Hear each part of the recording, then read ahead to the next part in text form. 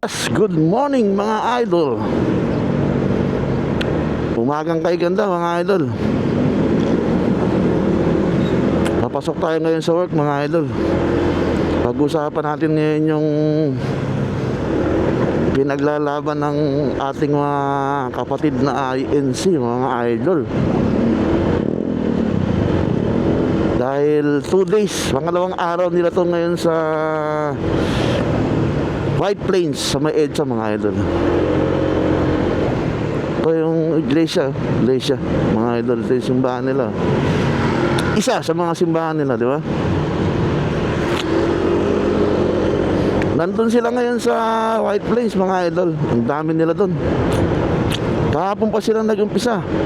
Pag bukang liwayway, nagulat ang mga tao na napakadami nila dun. Nag-cause sila ng trapiko dahil nabarahan nila yung northbound EDSA northbound mga idol. Maraming na-late sa kanilang mga trabaho at sa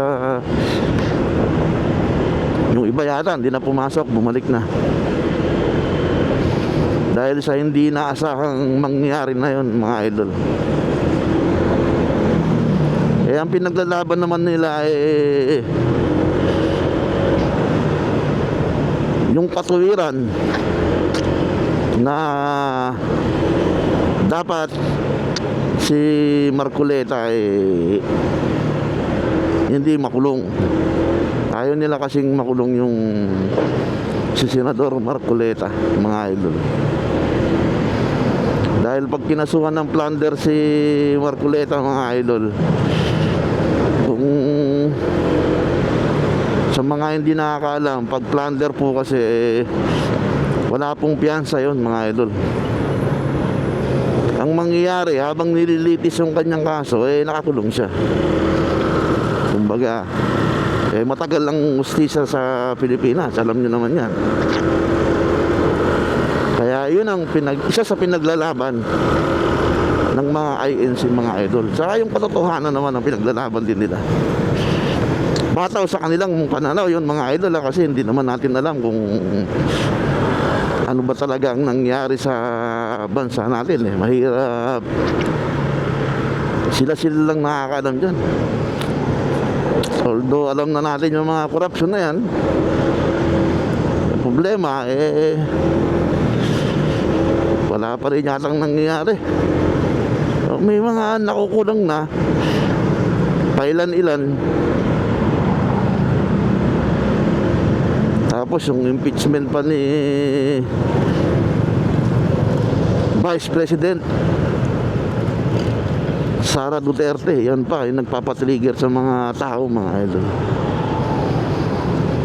So, mga idol, kagabi nung nagbabrowse ako ng social media nakita ko nagpunta na dun sa kanilang pagkitipon si Amy Marcos.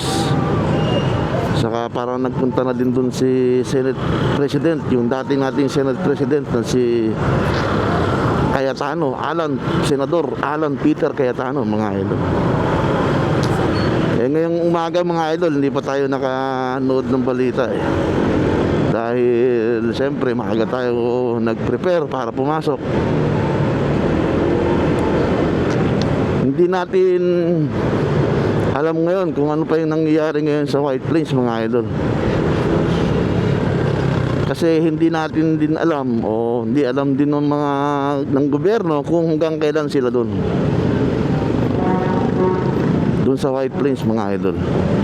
Kagabi nakita ko na sa social media hinarang na yung bus doon sa busway, bus lane dahil nung una hindi nakaharang yung mga idol siguro mga bandang tanghali nila hinarang siguro kahapon yun.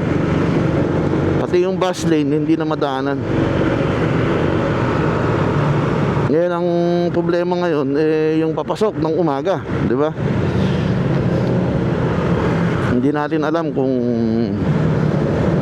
Lang pa tayo sa balita mga idol eh. Mamaya tingnan natin sa balita kung ano ang nangyari dun sa White Prince ngayon mga idol.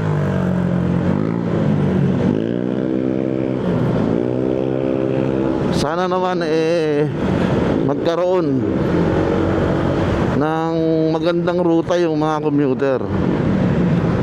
Kasi maraming naapektuhan din dyan sa rally na yan. Yung mga naghahanap buhay mga idol, syempre alam nyo na, hindi makakadaan doon. Baka mamaya pagka ibang daan mahal yung pamasahe mga idol. Dito na tayo sa Lagro mga idol. At may simbahan na naman sila dito mga idol. May sambahan sila yan Lagro INC mga idol. Mga tahimik ng mga simbahan ngayon ng INC mga idol.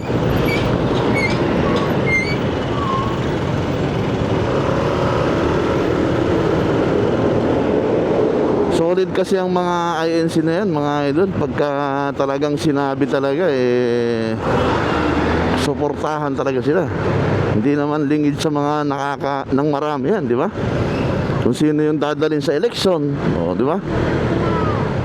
Talagang dinadala nila. Kaya yung kanilang prinsipyo ibang klase din. Maraming pala tayong mga tropa na iglesia. Shout out sa'yo, Michael. Yung best friend ko yan, si Mike Fernandez, ang Pogi Points ng MacArthur Highway. Iglesia yan, mga idol. Handog yan, handog.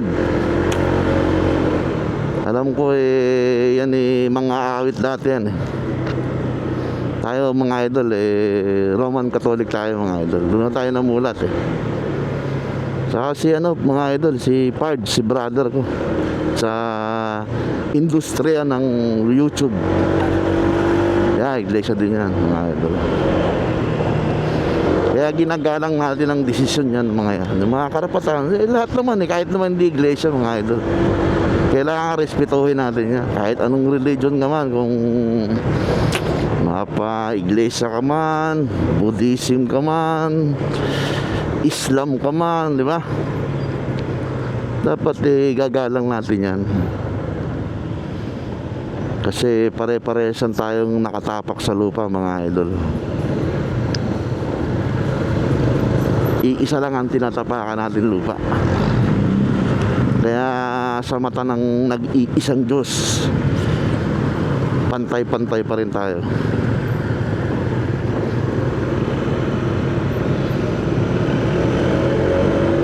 Medyo tanghali na tayo mga idol. Pag ganitong oras marami nang sasakyan. Nakaalis kasi tayo sa bahay mga idol 3:30. Anong oras na 5:46 na. Di ba? Kalahin mo ilang minutes na tayo tumatakbo, 16 minutes na tayo tumatakbo. Nandito pa lang tayo sa Regalado. Kakalabas lang natin ng Lagro mga idol.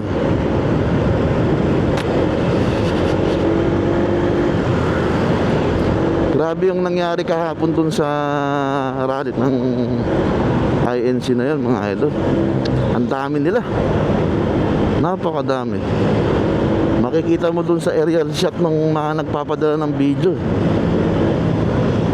Tapos may may bilang yung DILG ata. Ang sabi ni General Torre kahapon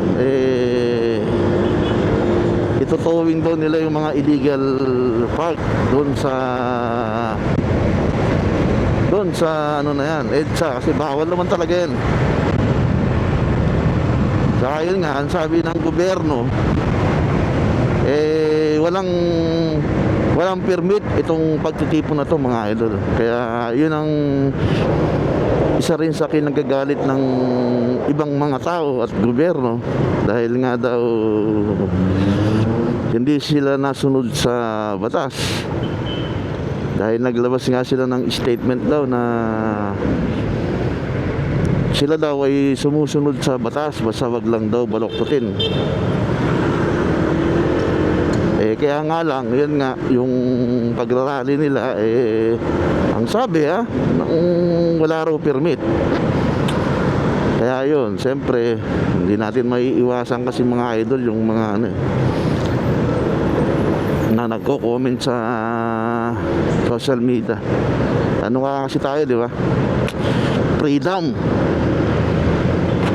Meron tayong kalayaang magpahayag. Kaya yun, maraming mga kuro-kuro. Hindi natin alam kung hanggang kailan tong pagtitipon na ito ng Iglesia ni Cristo, mga idol.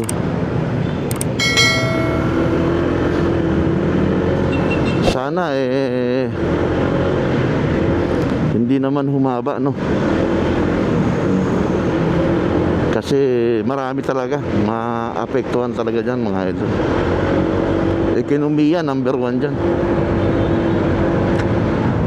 Tapos siyempre kawawa din yung ating mga kapulisan dyan, mga idol. Mga naiipit nating mga kapulisan. Yan pa yung isang masakit dyan, mga idol. Di ba? Halimbawa, ikaw ay isang pulis. Ngayon, saan ka? Pulis ka, pero iglesia ka. Saan ka papanig, mga idol, di ba? Napakasakit.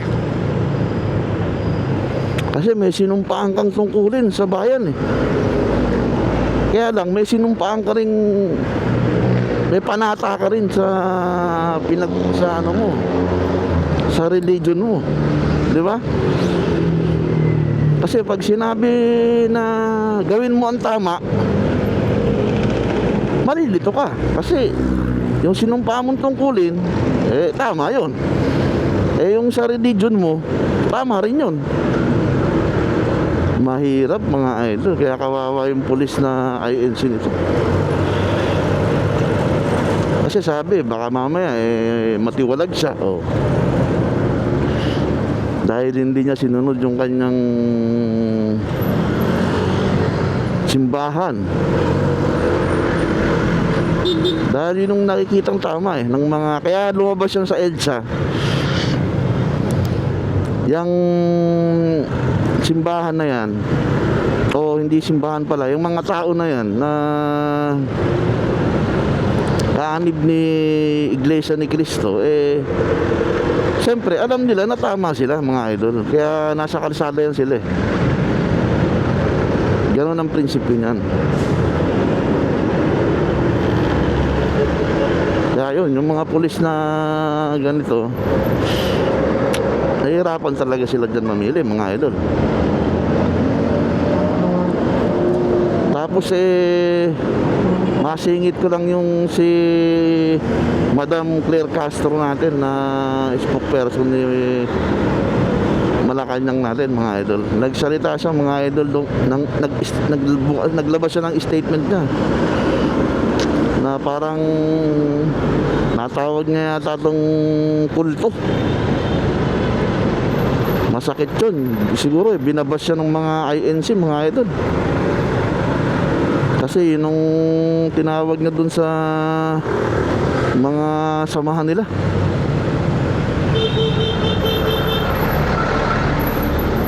May ipit tayo rito, mga idol. Kaya medyo ingat-ingat lang konti. Pero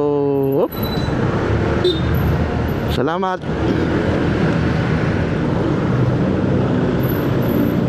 Traffic, mga idol. Grabe. Nandito na tayo sa Manggahan, mga idol. Dito may kapilya rin dito ang INC, mga idol. Doon sa kabila, kalapit ng simbahan na ginagawa, mga idol.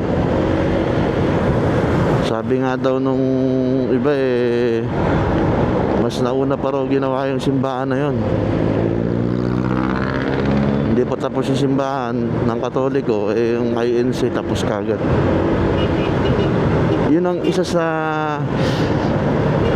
ng iglesia, mga idol. Kaya marami din na umaanib dyan dahil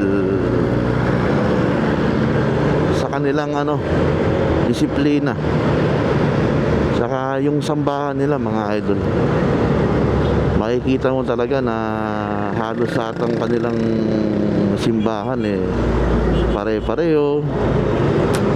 May maliit man o malaki, pero yung design niya yun pa rin. Tsaka halos sila yung ganyan na talagang may kapilya palagi.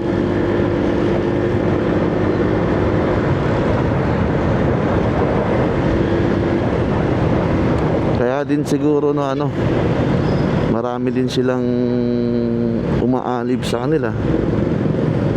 Saka siguro sa kanila yung turo, pagka dinala ka, di natin alam.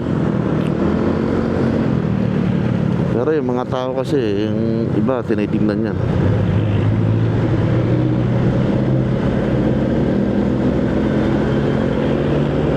Sino na kaya yung mga nagpuntang politiko doon mga idol, maliban kay Jaime saka kay Peter, kay Atano. Alam ko nagpunta ron si Congressman Libiste rin, pero marami pang pupunta ron. Ewan ko si Mike Defensor kung nagpunta rin doon mga idol, kasi kakasuhan din kasi yung asawa nun mga idol. Ano bang ikakasa sa asawa niya? Wala rin piyansa yun, yung human trafficking, hindi na ikakaso ron. Yan si Mike Defensor mga idol, siya yung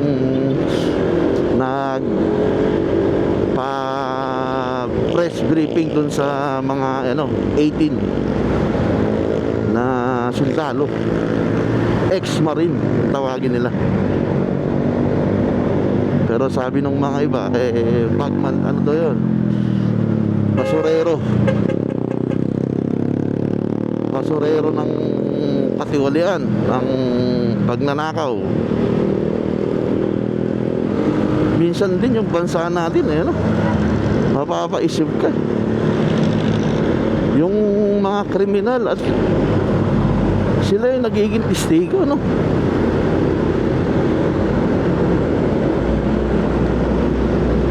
nangyayari? Hindi lang yata testigo, nagiging tinatawag pang bayani. Ay nako.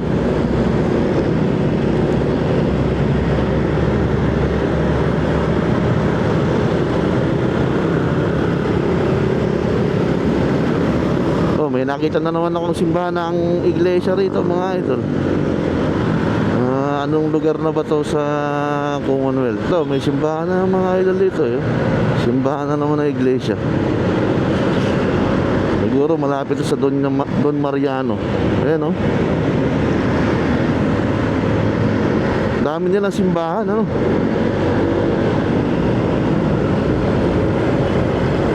Tapos dito sa dito, andito yung New Era, yung pinakamalaking simbahan nila, saka yung eskwelahan mga idol. May school dyan. Ito yung malaking simbahan nila mga idol May kulay pala yung yan, kulay green yata yung bubong. Ito yung eskwelahan nila. Ayan, ang haba ng lote nila dyan mga idol. Bukod pa yung Philippine Arena mga idol. Grabe sa yaman mayaman yung kanilang religion. Busina yan. Busina si idol, malayo man siya. Birang buhay yan. Ang ganda ng PCX ito ni idol Naka M5 siya Yun ang gusto ko pangarap kong M5. Eto, wala pa tayo pambili mga idol. PCX na naman.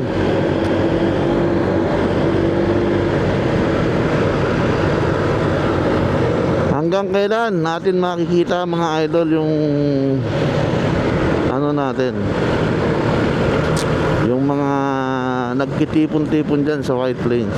Kamusta na kaya sila mga idol? Pero mamaya siguro tignan natin sa balita. Mag-update ako sa inyo mga idol kung anong nangyari dun sa ating ano natin. Ngayon hanggang dito lang muna tayo dahil may trabaho pa tayo mga idol. Kailangan natin pumasok. Ang sabi nga para kanino ka bumabangon, di ba mga idol? Para sa bayan ba? O sa sarili ba? O sa pamilya ba? Yan ang tanong. Tanong yan ni Nestle. Buo ko yung Nestle na yan, yung Nescafe mga idol. Kanino ka bumabangon? Sa Diyos. Ayun na, approaching na tayo sa circle mga idol. Ang oras natin ay alas 6:08. Nakatravel na tayo ng almost 38 minutes hanggang San Jose del Monte, Bulacan. Not bad. Not bad. Not bad sa ganitong oras. Kasi ano na 5:30 na tayo umalis mga idol kaya medyo maano. Pero kung alas 5 pa lang, mabilis tayo nito. Dinadampot na cellphone yata yung kulokoy na yun, mais. Parang cellphone mga idol. Ayun mga idol, yung mga nasa White Plains ngayon, mga kapatid natin dyan, kapatid natin sa ating pagka-Pilipino, kapwa nating mga tao, diba mga idol? Mag-ingat-ingat po kayo dyan. At sana ay maliwanagan ang isip ng mga pinuno natin kung ano ba ang nararapat. Saka yung mga commuter natin dyan, maghanap-hanap na kayo ng ibang way. Pero malay natin, baka wala na sila doon mga idol kasi hindi nga natin alam, di ba?